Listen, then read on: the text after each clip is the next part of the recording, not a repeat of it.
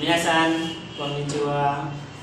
আজকে আমরা N5 এর যে গ্রামার ক্লাস 11 নিয়ে আলোচনা করছি, তা হচ্ছে লেসন 11।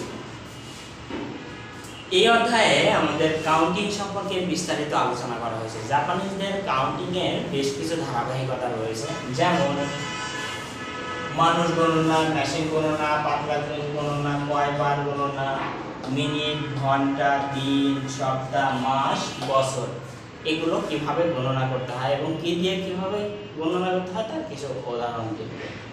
তা তো এবার দেখলে আমাদের এগুলো ক্লিয়ার হয়ে যাবে। যেমন মানুষ গণনার সময় গাইকোকো জিন নানিন ইমাসকা, এখানে আমরা কি ব্যবহার করলাম? নি, তাই না?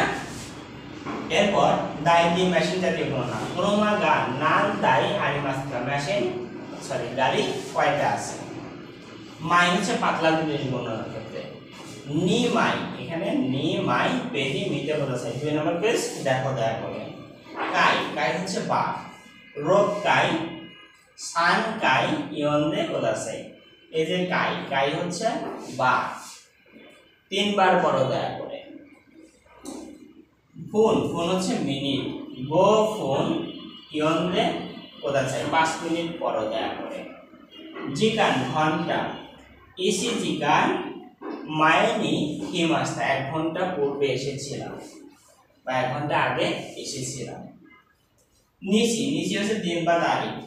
গো নিশি আদতে খাকি মাস, 5 দিন পরে লিখব।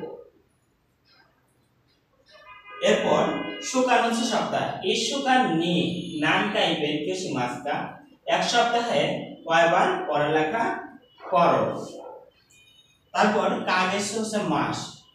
একাগেসু আদতে কিতে কথা চাই, 1 মাস পরে এসো দয়া করে। নেম, নেম দিয়ে হচ্ছে বছর গণনা করা হয়। ইসি নেম নি নান কাই চৌদিশি মাসকা, 1 বছরে কয়বার পরিষ্কার করো। এই ছিল আমাদের আজকের এই গণনার জন্য একটা ধারাবাহিকতা। আর এই অধ্যায়ে 2টা গ্রামার রয়েছে, আমরা আর 2টা রুল নিয়ে আলোচনা করব, তাহলে ইনশাআল্লাহ শেষ হবে। এরপর হাউ টু কোয়ান্টিফায়ার, এখন এটা আমরা দেখব। রিঙ্গো ও ইয়োসু খাইমাস্তা, এখানে কোয়ান্টিফায়ার অর্থাৎ পরিমাণ। এই যে কয়টা? ইয়োসু 4টা। রিঙ্গো কয়টা কিনেছিলাম? 4টা কিনেছিলাম। ইসুসু মিসু এই যে পড়ছিলাম সেগুলো কোদাসু মিসু ইয়োসু, এগুলো ইসুসু সেই শব্দগুলো ব্যবহার করছি।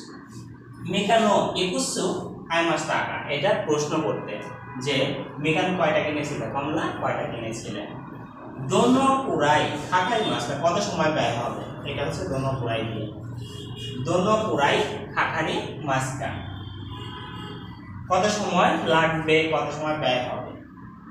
এরপর কোয়ান্টিফায়ার টাইম পিরিয়ড, আমরা জানি সবসময় টাইমের পরে কি বসে? নি পার্টিকেল বসে। তারপর কাই ভার, যেমন একা কিছু নি, নি কাই এগা ও মি মাস, 1 সপ্তাহে 2 বার সিনেমা দেখি। তাহলে এখানে আমাদের কি ব্যবহার করা হলো? কোয়ান্টিফায়ার, পরিমাণ। কয়বার? 2 বার। এই যে এটা হচ্ছে 1 মাসে কয়বার দেখা হলো। সময়, এটা টাইম পিরিয়ড, সময় বোঝাচ্ছে, সময়ের পরে নি পার্টিকেল। কয়বার দেখে? 2 বার। এই যে নি কাই। তারপর কি দেখি? এইগা ও মিমা, সিনেমা দেখি। এরপর আরেকটা বাকি রয়েছে, সেটা হচ্ছে কোয়ান্টিফায়ার দাকে এবং নাউন দাকে।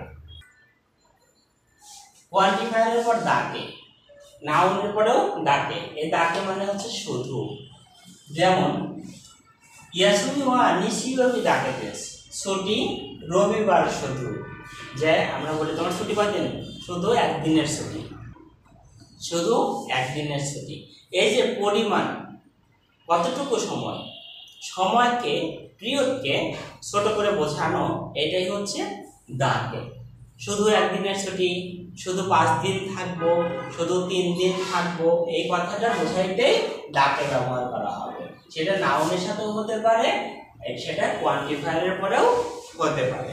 যদি আমরা বলি গেসিওবি নি নিকাই এগাও মিমাস, দাকে আমরা যদি গেসিওবি নি নিকাই দাকে মিমাসটা, গেসিওবি মাত্র 2 বার দেখেছিলাম। কি দেখেছিলাম? এইটা দেখেছিলাম। তারপর যদি বলি আমরা, এই ছিল হচ্ছে দাগের গ্রামারটা। আর এর সাথে আজকে আমাদের 11 অধ্যায়ের গ্রামার শেষ হয়ে গেল। খুব তাড়াতাড়ি আমরা 12 অধ্যায়ের গ্রামার নিয়ে আপনাদের সামনে হাজির হব। সে পর্যন্ত সবাই ভালো থাকবেন, সুস্থ থাকবেন, শুভকামনা।